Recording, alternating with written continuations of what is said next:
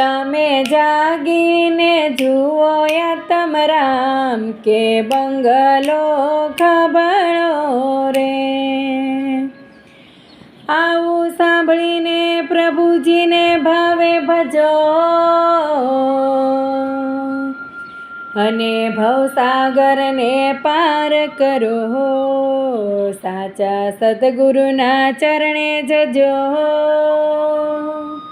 અરે આવું સાંભળીને પ્રભુજીને ભાવે ભજો ને ભવસાગરને પાર કરો રે।